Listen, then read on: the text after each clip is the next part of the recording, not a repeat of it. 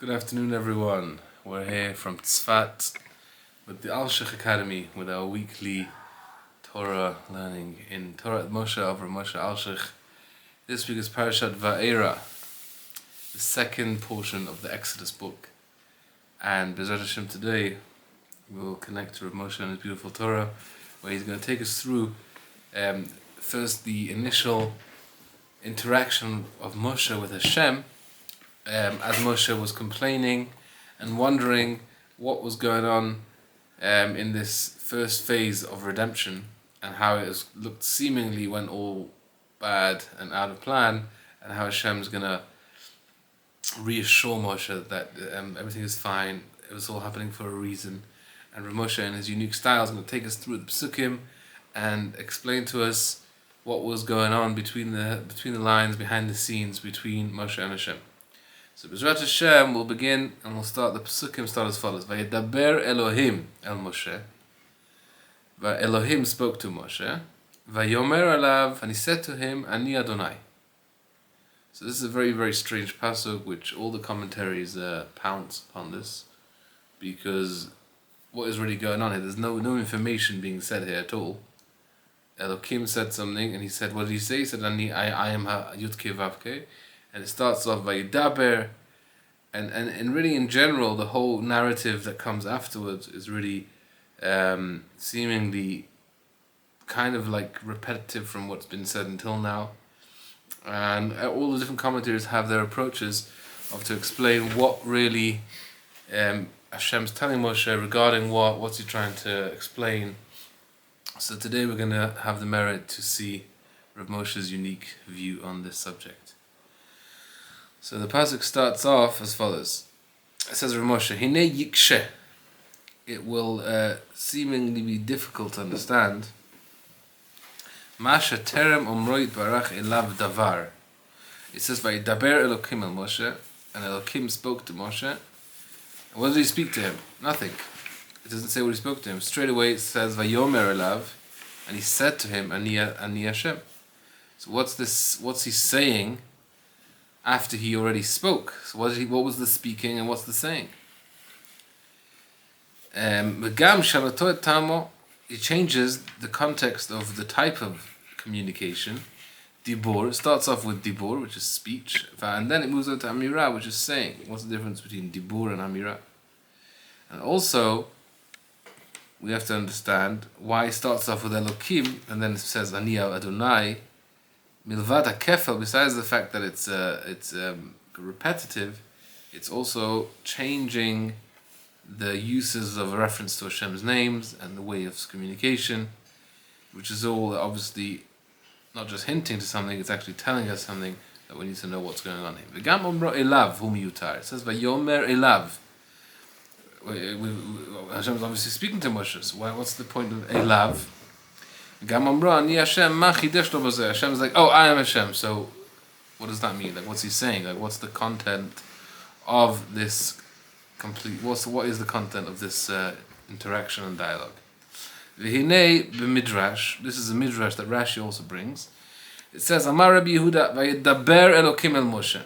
Vayedaber, dibur, we know in Chazal, dibur is kashe, is harsh language. Elokim is also din. So Vayedaber Elokim, Hashem spoke to Moshe harshly. Why? Alshech shaladeber, because Moshe spoke harshly to Hashem.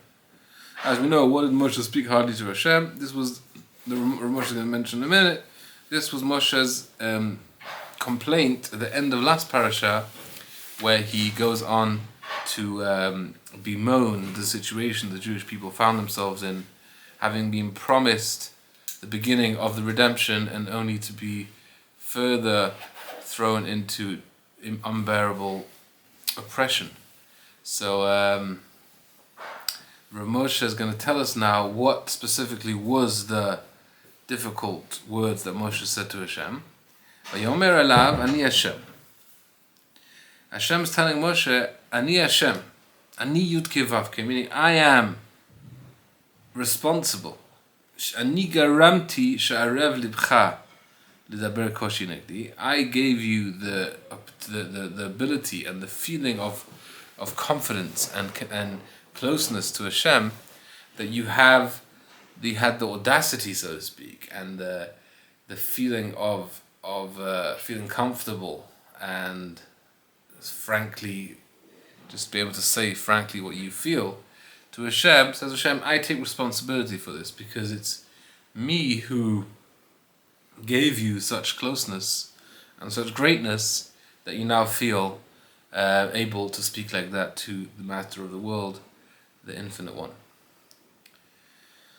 So that is the Midrash. So the Moshe is telling us, so you see again, the Moshe brings the Midrash to show to us that there's something going on here. There's actually a communication in these words, Vayidaber Elokim el Moshe vayomer elav ani Hashem. It's not just an introduction to the following few psukim, it's actually a message in itself. So Moshe is now going to go in his own unique way to describe what is the message that Hashem is communicating to Moshe. Val derech hapshat yomar, ki hinei po gila hu yitbarach hashgachato bepratei pratim. Hashem, when Hashem is mentioned, what's Hashem telling Moshe here? Hashem is telling Moshe that he is intimately involved with divine providence and specific, unique, paying attention to every individual being and thing in the world, and with hashgacha pratit, with regards to everything in the world. L'shalem leish k'maaseu v'chilvavo. Hashem pays everyone based on their thoughts and their actions. V'hu ki hinei gam ki Moshe hiksha l'daber lamahereota. So Hashem's telling Moshe, although on the outside what you've done is unforgivable, that's not how one speaks to Hashem. You can't come to Hashem and say, what have you done? You've only done bad to your nation, and why did you even send me? All you've done is cause trouble. There's no way you speak to even any type of human being or any type of respectable person, and never mind to Hashem, who obviously has a plan. And all the more so we know that the Mefarshim ask that Hashem actually told Moshe that Paro is not going to listen. Hashem told Moshe that this is not going to be a simple process. There's going to have to be lots of refusal from Paro, hardening of his heart, in order to bring all the wonders. So it seems that Moshe was reacting irrationally almost, and emotionally, instead of remaining calm and believing in Hashem's word and trusting in the process. So on the one hand, Moshe acted in a terrible way, so to speak. But on the other hand, Hashem, when Hashem judges someone, he always takes into account the circumstances and the intention. Right? So the intention is a very important thing here, because only Hashem has the ability to judge people by their intention. And even though we are in this world, so to speak, in the world of human justice, we can't take intention into account really, because if you caused something, you did something. Okay, very nice. Intention is very beautiful, but you can't get away with it. But Hashem, obviously, the main thing is the intention. So now, what does this mean for Moshe? So it says Moshe is as follows. Very interesting idea. He says, "En safek." So even though Moshe spoke harshly to Hashem, which isn't acceptable, but en safek ki berov chemlato al am Hashem. Moshe did this out of complete compassion and care for the Jewish people. Right? We know Moshe is the caring shepherd and devoted leader of the Jewish people, and this was the beginning of his tenure as our leader, and Moshe was just unable to see the great suffering that the Jewish people started going through because of him, and out of complete emotional connection to the people, he reacted in a way that wasn't the way to speak. But if we look into where he's coming from and what is the burning passion inside of him that's causing him to speak in this way, we will notice, says the Rabbi Moshe, that it came from love for the people. And Moshe was fiery, in a fiery vengeance, or not really vengeance, more like a social justice warrior, so to speak, for the people's situation. And that was what motivated him to speak in this way. So, B'hagigo tivar eish, in his mind and his heart, a fire was burning, v'hikshar taber, and that's when he spoke in this manner. Ve'en safek, ki lo ish el, Hashem isn't like humans who are unable to see what happens in the inside. Haro'ele enayim, humans can only see what the eye can see. You can only see the outside level. But Hashem, ki im gam yireh lalevav, Hashem can also see what's happening in the inside. Therefore, Yeda Hashem would know and see, ki mirov chibat am Hashem, belev Moshe. Moshe has a burning love and connection to the people. But tzaratam lo tzar. So when they were in exile and they were being punished and oppressed, Moshe felt the pain and he wasn't able to remain silent. Vativra kamo esh dagatov libo, and a fire was burning out of concern for the people. Al tzarat beno b'charo yitbarach, on the suffering and pain of the children of Hashem. Al ken hotzi mipiv medin zarim, that's why he spoke in a strange alien manner, in a way that Hashem isn't to be spoken to. Im ken lo yesham be'etzem. Therefore, we can't blame Moshe. Not only can we not blame him, says Moshe. Interestingly enough, if we pay attention to the motivation and the fire that caused Moshe to act in this way, he actually should receive rewards for this, because he's actually doing his job as the representative and leader of the people. He wasn't aloof and uncaring. That was actually the unique traits of Moshe, which made him into the leader he was. He was raised as a prince, not lacking anything in the king's house, and he went out and he saw his brother suffering, and he couldn't stand silent. He had to help. He had to intervene his brothers, and then he came and he couldn't see the next day either. So Moshe was someone that really cared, and he cared for his sheep. He cared for anyone that he was looking after, and that's why Moshe wasn't able to remain silent in the face of all the suffering. So that's why Moshe says, not only should he not be punished for these words, he actually deserves sachar, in one sense at least, for what he did. So Hashem is telling him in this parasha, what you did is unacceptable. But that's only on the outside level. From the mouth outwards, from what was expressed, you spoke in a harsh, unacceptable way. But v'libcha tov, your heart is filled with good. Your heart is in a good place. Ki tsar lecha b'tzar bani, because you were pained by the suffering and pain of my children. Al ken keneged hadibur kasher v'yidaber Elokim el Moshe. Hashem is speaking to Moshe in a harsh manner. V'yidaber, dibur is kasher, Elokim is din. But shukashi b'dibur belvad. Al tov libo. So he says again, Vaydaber Elokim, on the outside level, which is the dibur, which is like the communication from the outside. There was Elokim. But Vayomer Elav, what was Hashem communicating to him? Behind the words he was using, Ani Hashem, I am happy with you. I understand your suffering. I understand the pain that you're feeling for my children. I am actually compassionate. I feel compassion and rachamim towards you because of the pnimiyut of what you were communicating. Right? So regarding what's actually happening to you on your inside, Ani Hashem. O Yomar Karov Lazat Moshe. A similar explanation, similar to this. וידבר אלוקים אל משה שדיבר לו קשות, ואחר כך אמר לו, אל יעלה על רוחך שבשביל זה המעט גדר נבואתך. Don't worry that now, because you spoke in an unacceptable manner of feeling too close to Hashem, feeling too close to comfort, the way you're speaking, maybe we should remove you, demote you, and give you chas v'shalom a new place of nevuah, that you shouldn't feel so close to Hashem, and you shouldn't have the chutzpah to speak like that.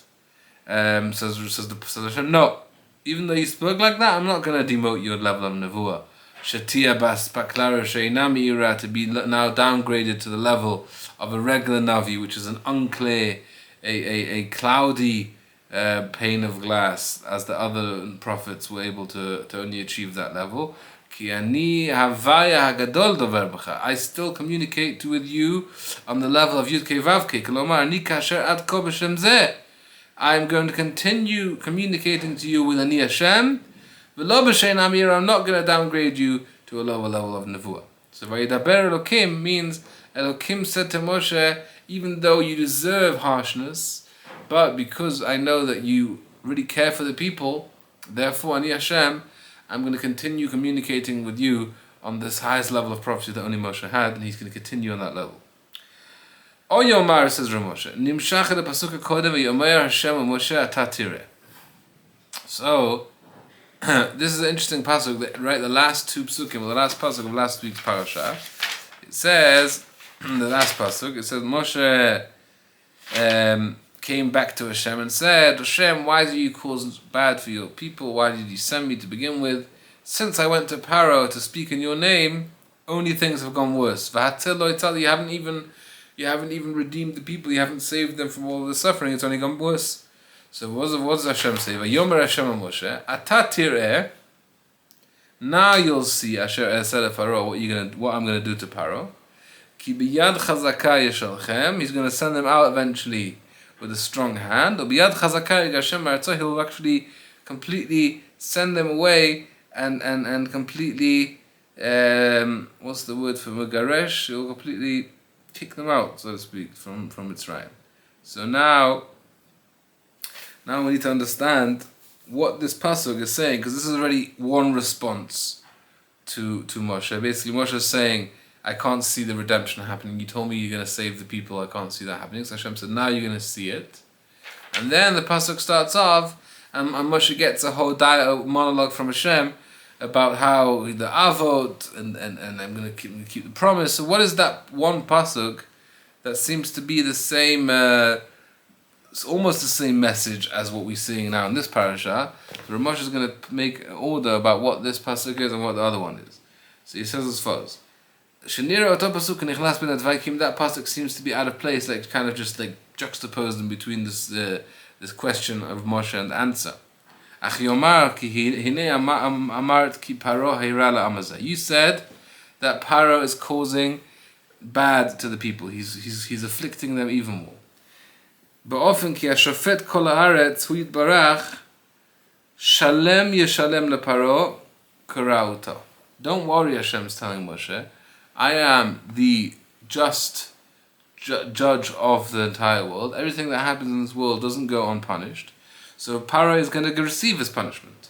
Ula shukim yishalem tov. Those who were subjugated and caused all of this unnecessary suffering will receive reward.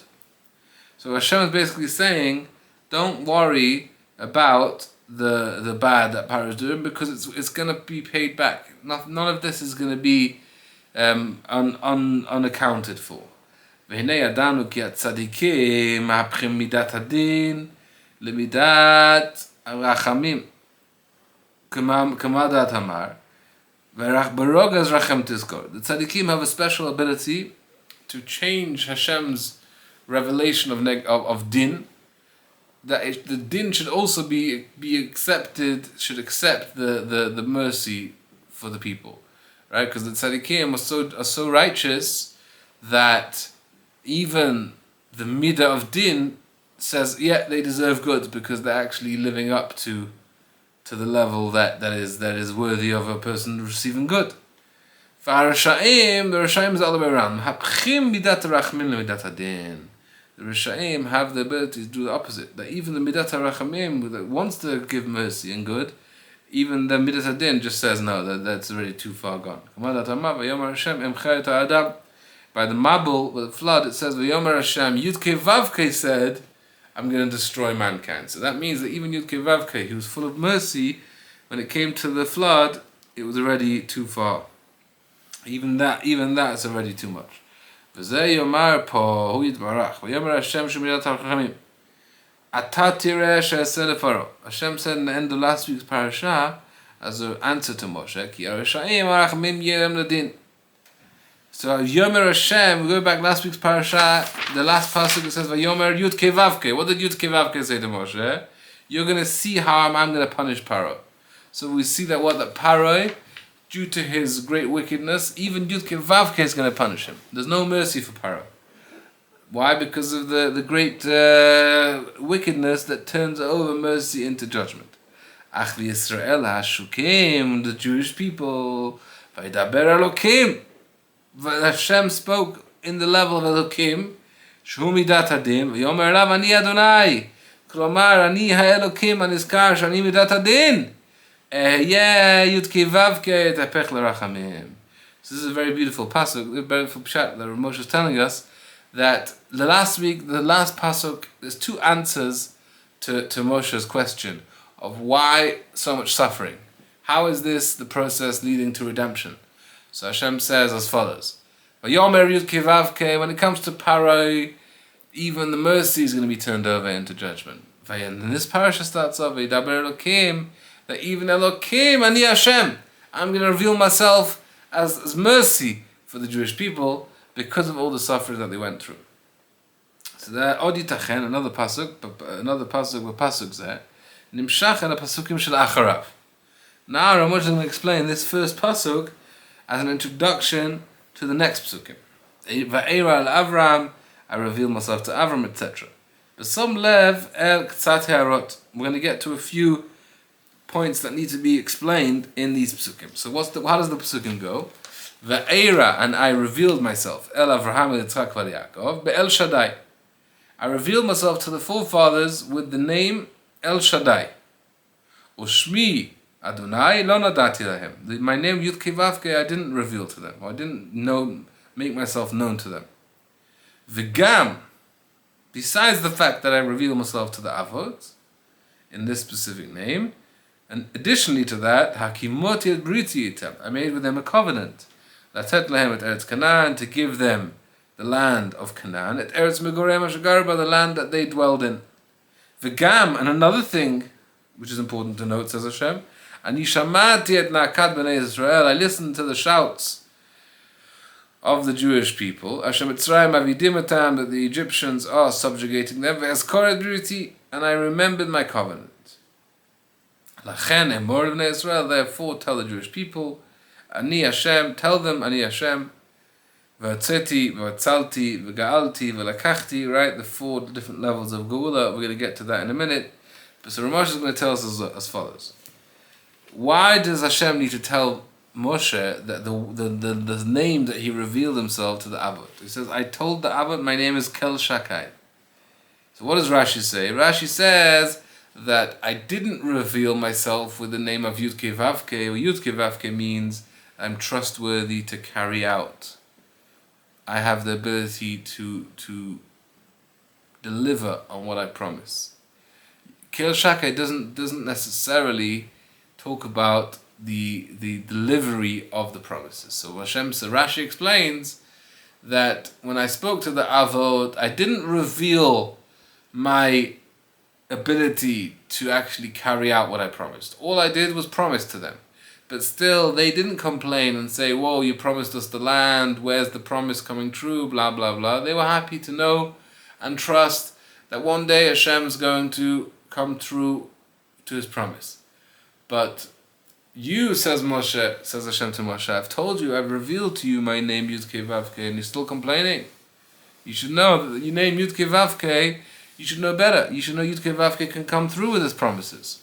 So why are you complaining? That's how Rashi explains this pasuk.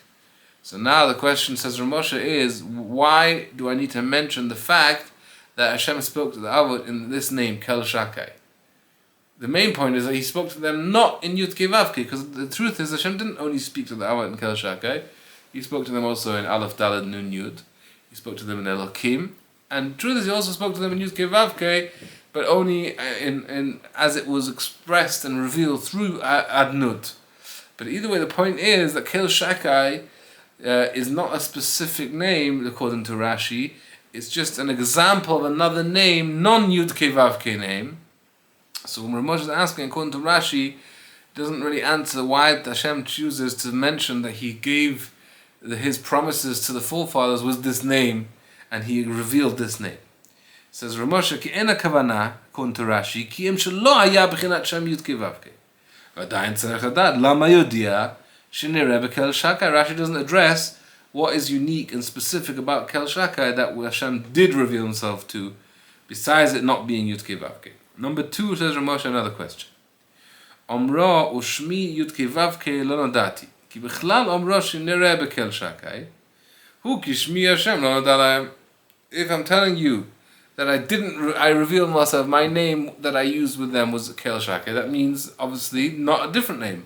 So what's the specific repetition of saying Kel Shakai yes, Yud Kei Vav Kei no?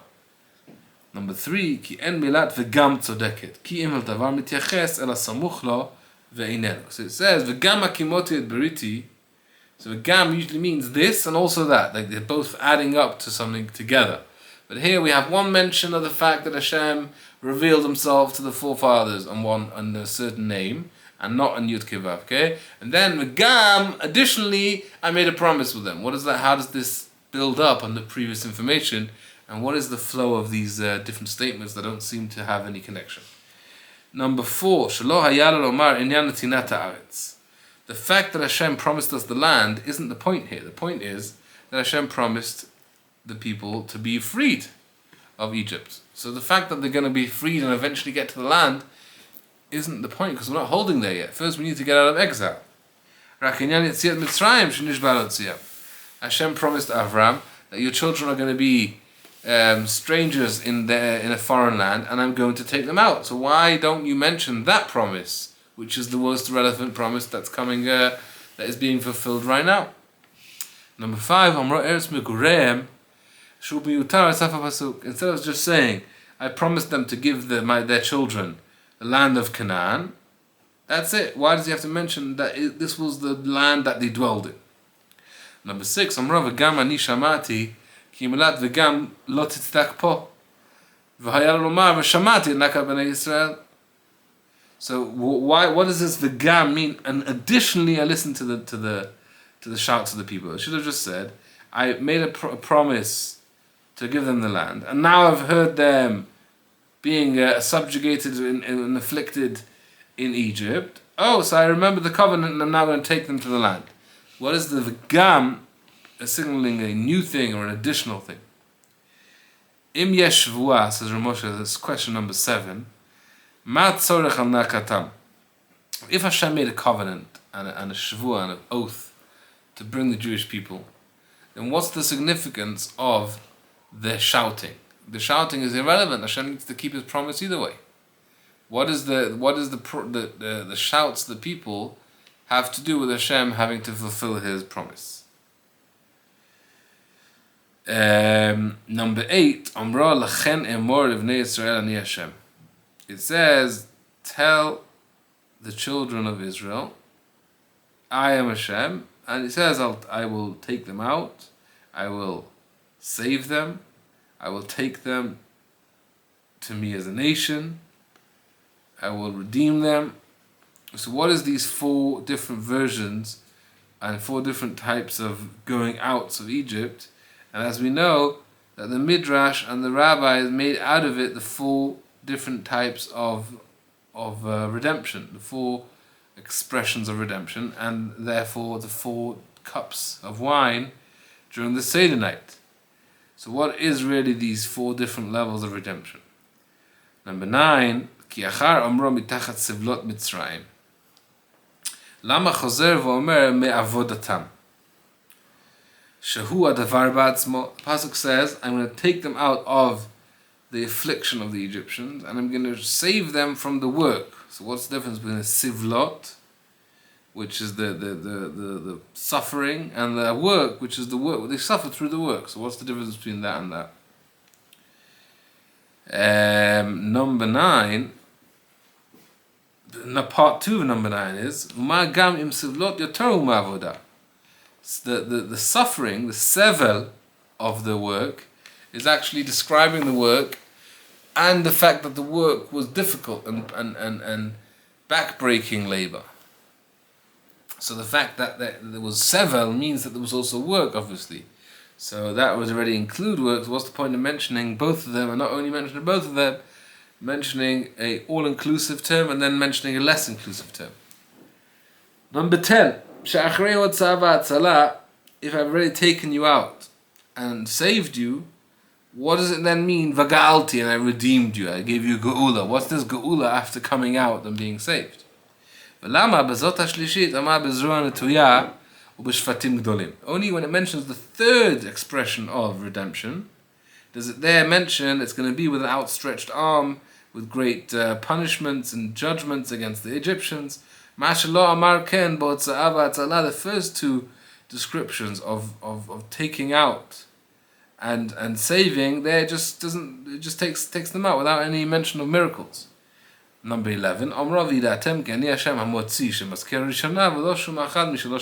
Hashem finishes off in Pasuk Zayin, I will take you to me for a nation. And therefore, after all of this, you will know how would you know Hashem? What would you know about Him? Going back to the going back to the first expression, the first level of redemption. So why is that the only thing that Hashem wants us to know after all of it, after all is said and done? Why doesn't He mention that you will know that I took you out, I saved you, I redeemed you? Why suddenly now are we dropping all the other expressions? Number 12,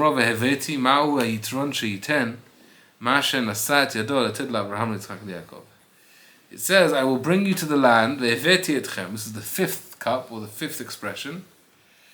I will bring you to the land that I lifted my hand, which is an expression of making an oath. Why is it significant to mention that the oath was made to give it to the Abraham, Isaac, and Jacob? Number 13, what is the point of mentioning I gave it to them, and then I gave it also to you as a inheritance?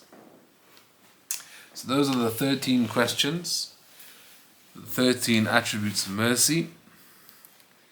And now we're going to see what Rabbi Moshe is going to tell us after these questions were now raised. So says Rabbi Moshe as follows.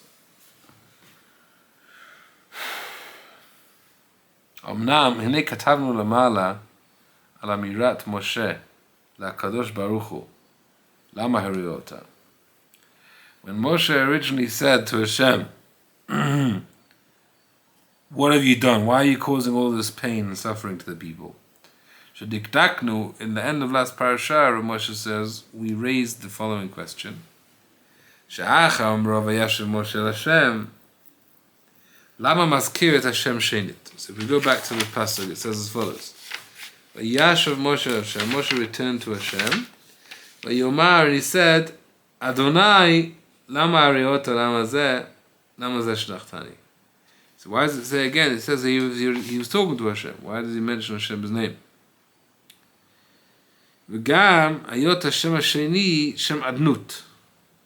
This word, Hashem's name here, Vayomar Hashem lama ariota, it says Hashem aluf dal nun yud. It's a non-usual. Why didn't Moshe use Yud Kei Vav Kei? And another question, V'katavnu, Moshe says, we explained in last week's parasha, Shechashash Bir'oto shema'az halach la'atzilam uchpula tzawatam. Moshe was worried about the following scenario. Hashem revealed himself in the burning bush and convinced Moshe that the people are going to leave Egypt. But Moshe was scared that, okay, Hashem promised, and that's why I went to Paro, but it seems that things aren't going according to plan. What would be the simple answer, says Moshe? And Moshe says, it must be that the mercy of Hashem has now been transformed into judgment. Why? Because the prosecutors, the Mekatragim, came forward with claims the Jewish people are unworthy of leaving. And now Hashem, obviously, who is unable to ignore this justice system that He created, is therefore now bound to cause suffering to the people. So Moshe was wondering, is that what happened? Is that suddenly, because we were starting to initiate the redemption, now all of those dark forces came out of the holes and started causing trouble? And Moshe said, based on what I can see, based on the events happening down here. That's what it definitely seems is going on here. So Moshe went to Hashem and he said as follows. So what does the Moshe say? That he's scared. Maybe the Midat Hadin, the prosecution, the negative angels came forward with a prosecution against the Jewish people. And what happened? When it Baker Pinkasam Velaku, the Jewish people had to be stand trial in heaven, and they actually came out guilty when their records were checked, unfortunately. And that's why Hashem has to now cause them all this pain. Ki matzah Hashem et avanam, Hashem found them guilty. Al ken b'shuval Hashem, when Moshe came back to Yud Kei Vav Kei, he sham panav midat adnut, midat adin. He didn't speak to Yud Kei Vav Kei, he spoke to adnut, Aleph Daled Nun Yud, which is the name that's connected to din, right? As we know, Aleph Daled Nun Yud is the letters din, or Aleph din, or Dina de Malchuta. So Hashem's Beit Din, Hashem's house of court, of court of judgment, is the name of Aleph Daled Nun Yud. So Moshe said, Adni, you express yourself in form of judgment when needed. Why are you causing all this pain? Is that what happened? Is Midat Adnut take over the show now? And that was Moshe's intention when he spoke to Hashem, asking for explanation of what's going on. V'gam katavnu she'omrav hatzelo atzalta kiven al shtei min hatzalot. Moshe says another thing. If you look last week's parasha, you'll see the way we explained, says Rabbi Moshe, is that Moshe said v'hatzelo hitzalta. He didn't redeem and he didn't redeem them. What's the two levels of hatzala? One is mehasar, from the ministry, the angel in heaven that is in charge of the Mitzri empire. And number two, me'amazal. They also had the constellations that they were in touch with, and that was also another force that the Jews had to contend with if they were to bring down the Egyptians. Hafach omro yitbarach elav lamala ki gam me'asar yatzilem kemfurash al ve'ered latzilo. So now Hashem obviously told Moshe that he's going to take the Jews out of all of the different energies that the Egyptians have, and there'll be no force stronger than Hashem's ability to redeem us. But Moshe seemed to worry maybe those things have changed. So this week's parasha, the beginning, the first pasuk, is actually a response to this question of Moshe's, whether Midat Hadin has now come out to take revenge and punish the people. So what did Hashem say? The fact that you mentioned Midat Hadin,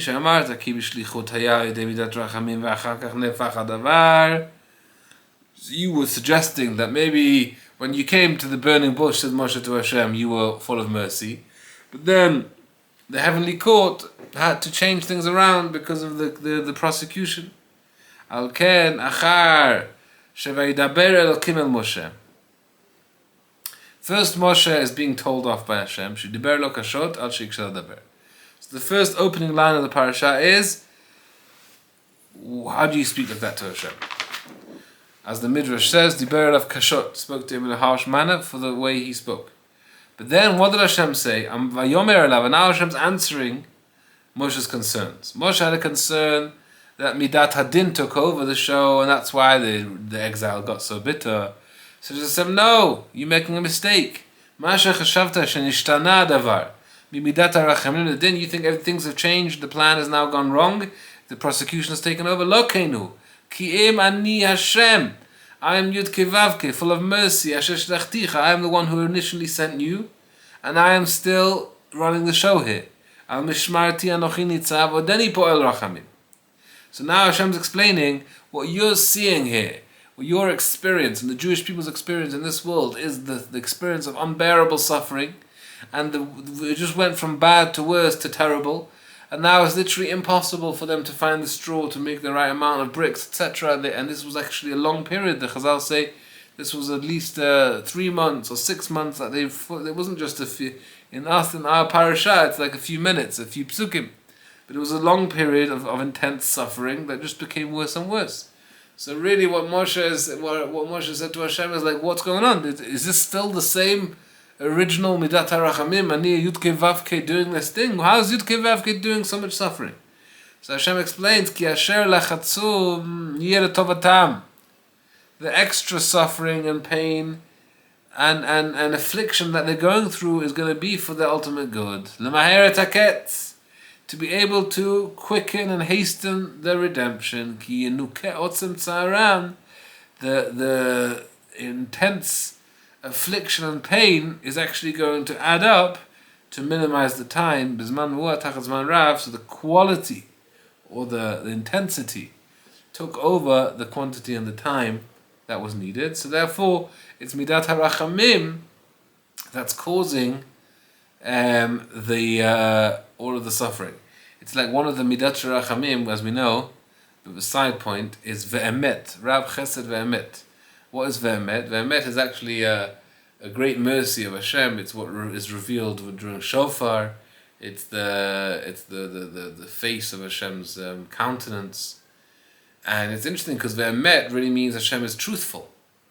And truthfulness means that Hashem is just. He doesn't give up. He doesn't let people get away with what they've done.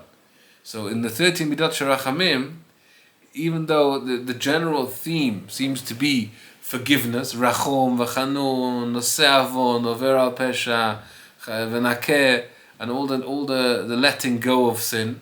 So how is Ve'emet, which is actually one of the most Rachamim ones, how is that the describing Hashem's forgiveness? But the truth is that ultimately, no, you can't get away with sin, right? The Gemara says whoever says Hashem he gives away for free, he's a vatran, he just forgives without any accounting for, it's untrue. So if a soul or a people soil themselves and create distance between themselves and Hashem, then the emet, Hashem being truthful with them and giving them the punishment or the cleansing that they deserve and they need to be able to reconnect is actually Hashem's kindness.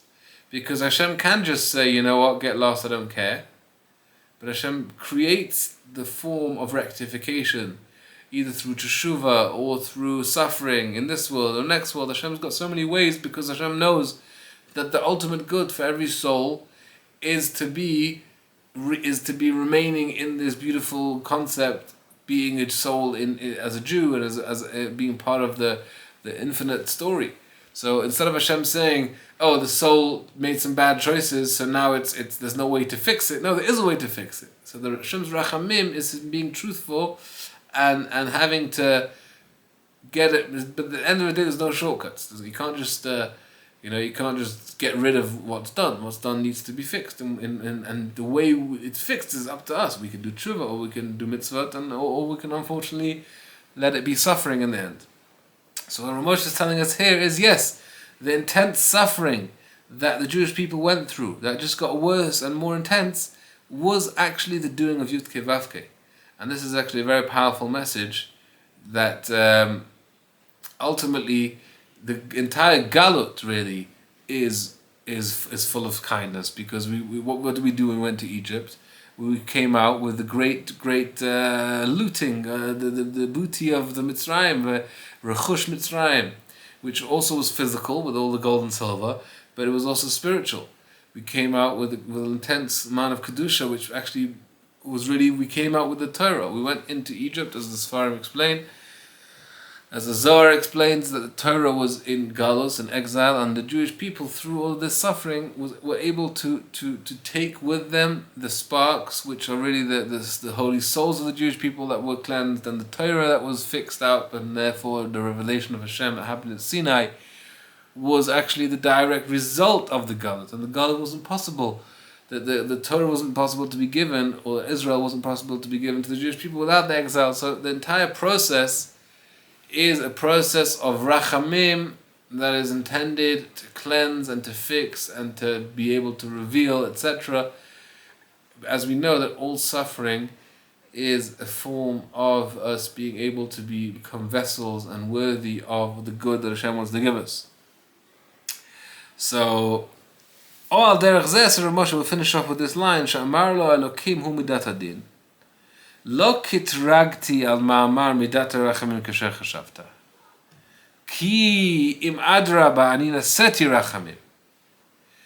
וזהו אני Hashem ki nuka koshi avodah b'mkom ha'arichut. And as we said, that Elokim, not only did Elokim say, that Hashem say, oh, Midat Hadin isn't involved here, Midat Yud Kevavke is running the show. Hashem said, afuch, Midat Elokim became Midat Hashem, meaning that what you see is suffering and pain is really Midat Rachamim revealing himself currently in Midat Hadin, but even Midat Hadin is on board really for the ultimate Midat HaRachamim that's happening here, because the whole purpose is just good, and it's all going to be for the right reason. Midat Hashem should be to see all in your Rachamim.